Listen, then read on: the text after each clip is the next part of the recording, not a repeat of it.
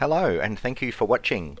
Today we're going to take a look at how far the HDR function has come in Lightroom, or more importantly in Adobe Camera Raw. Okay, so for a long time we haven't been able to do exposure blending in Lightroom, but now we can, and the HDR function has gotten to a stage where it's making exposure blending a lot better than the old days. Okay, now to be honest, I haven't used HDR for a long time because this is what reminds me of HDR. Okay, these horrible, over-processed, vibrant, over-processed images. So we don't want to do that. What we want to do is create a more realistic looking image, and the HDR function has come a long way in the last couple of years. Okay, I'm not sure exactly how long because, like I said, I stick to exposure blending in Photoshop, but I have one image in particular, and that's the last image that I cover in this video, where it really made me change my mind because it took me a long time to exposure blend. Okay, as you'll see, it's a very large dynamic range, and it took a long time to exposure blend, and then I thought I'll give it the HDR treatment, and I was actually really surprised at how well it came out. Okay, so for our first example, let's get straight into it. I'll try not to explain it too much, but we have three exposures. We have our base exposure, we have our overexposed or our shadow exposure, and then we have our highlight exposure or our underexposure. And what we want to do is blend all of these three images together. And to do this in Lightroom, we don't have the tools that we have in Photoshop. So to do an exposure blend in Lightroom, what we do is we select all three images. So just holding Control on the keyboard, we can select all three. And then if we right click, we go up to Photo Merge and HDR. Okay, and this screen will come up. The only difference in Photoshop is when you right click, it has a merge to HDR. Okay, and then you're going to be presented with the exact same screen. Okay, and then again, you've got the same options. You can auto align, apply auto settings, and then you've got your de-ghost mode.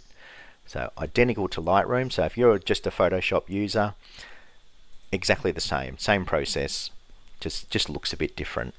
Okay, now if you're not on a tripod, I would recommend hitting auto align. If you're shooting on a tripod, there's no reason to use auto align. Auto settings, again, doesn't matter whether you use it or not.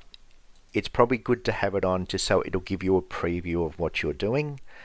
Now, this is the bit that makes the biggest difference of all, and this is our de-ghosting amount. Okay, so I highly recommend just use none.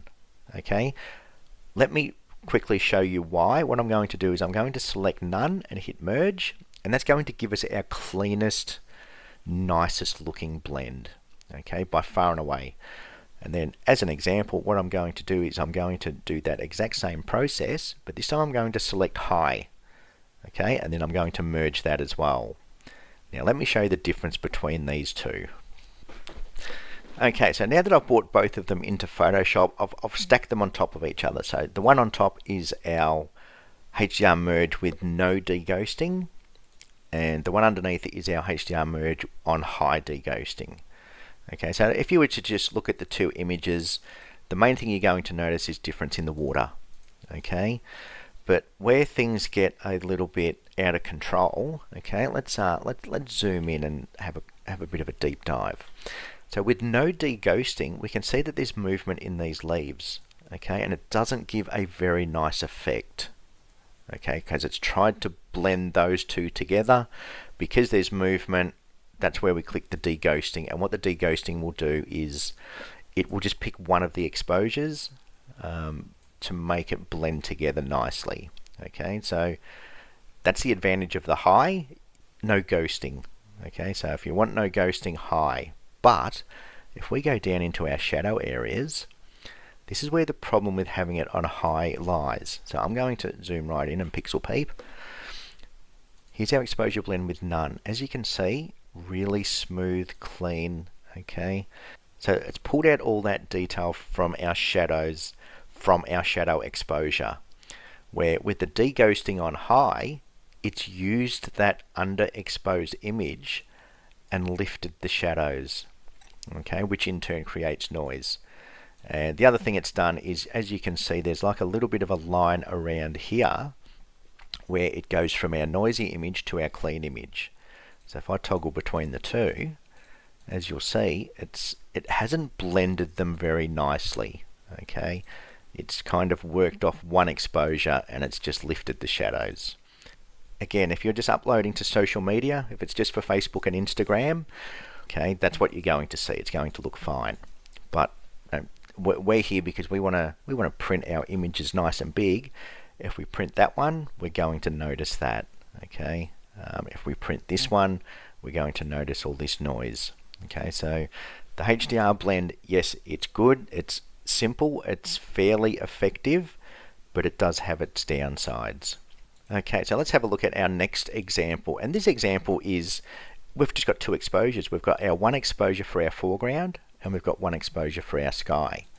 Now, in the old days HDR, generally you needed to have 3 to 7 exposures and blend them all together. But in this case, this is just a simple, I've exposed for my foreground to get that movement in the water, and I've done an exposure for the sky. Okay, so this is just a classic. If we just highlight those two images and hit photo merge, HDR, okay, and if we click none, we don't want any deghosting, it does an almost perfect blend. Okay, so it's blended our two exposures together and it's done a really good job. Okay, if we go for the deghosting, if we slowly start to go through these, it'll give you a preview of what you're looking at. Okay, if your preview is small, you can just increase. If you just sort of grab this panel, grab it by the edges, we can make it bigger or smaller. So I tend to like to have my preview nice and big, have it fill the screen, give us a better idea of what we're looking at. And again, the auto settings, I have the auto settings simply for the preview, okay, because then it's going to sort of give us some more detail and we can see what it's done. Okay, and if I go to high, once again, it's removed all of that water that I want from my previous exposure, and it's just taking that base underexposed image and it's lifting the shadow detail. Okay, so just don't even bother with high. Okay, I haven't found a use for it at this stage. I find that all it does, it just works off your underexposed image and it lifts the shadow detail. Okay, so if you're going to blend images, I highly recommend just use none, and using none does a very good job. Not perfect, but it does a very good job of blending our two images together. Okay, and then it creates a raw file. It creates a raw file with that as our highlight, that is our highlight detail, and that as our shadow detail.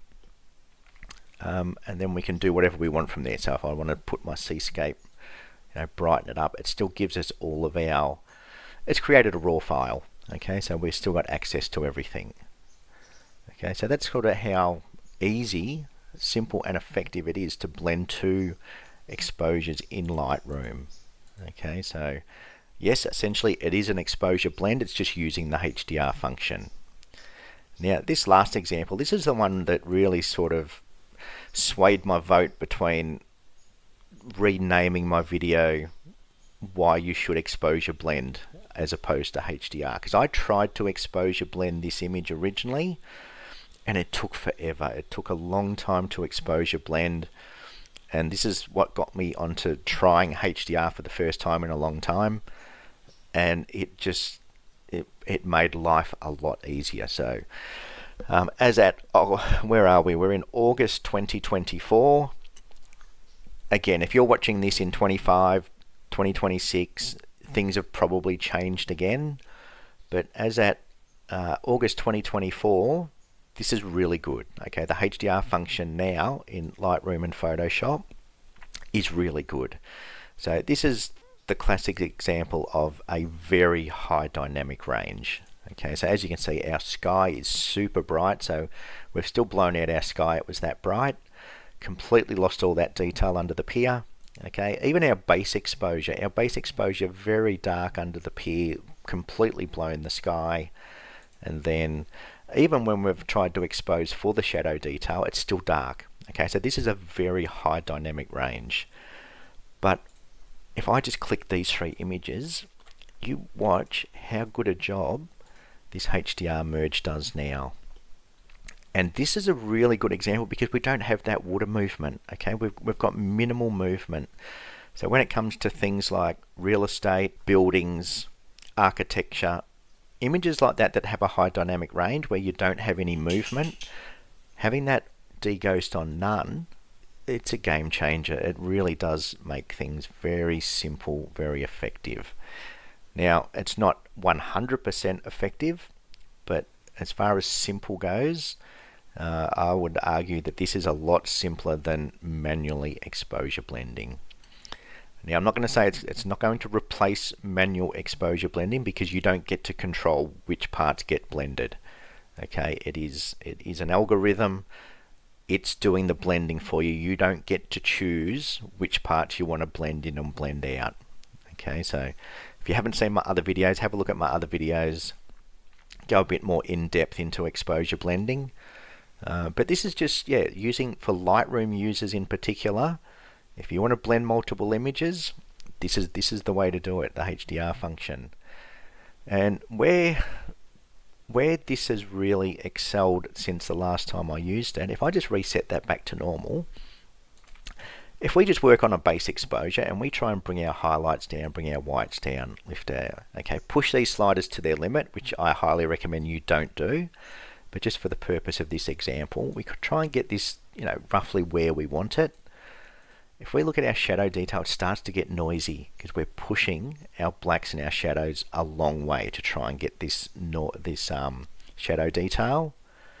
But if we have a look at this I'm going to sync those settings to my HDR image, and you have a look at this.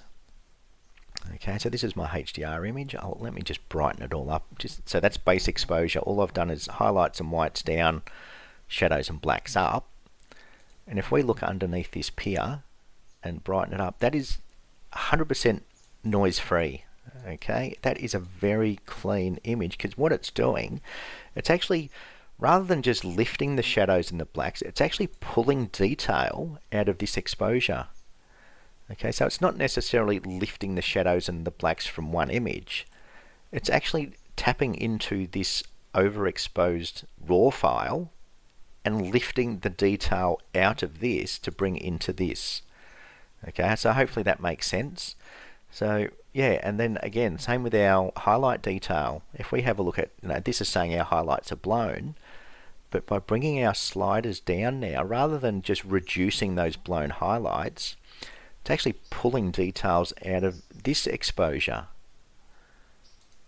Okay, so the HDR function, it's come a long way. It has come a long way in Lightroom and in Adobe Camera Raw. So this is exactly the same in Photoshop. No different in Photoshop. It's all the same process.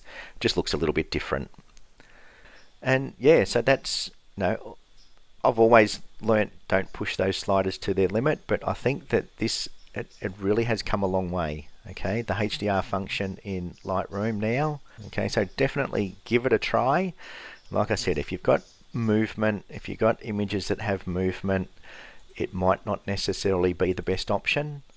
Okay, where manual blending just gives you more control. Okay, you can choose which parts of the image you want to blend. It's not going to completely replace Photoshop for blending, but as far as simple and effective goes, that's about as simple and effective as an exposure blend will get at the moment. So thanks again, and hopefully I'll see you live next time.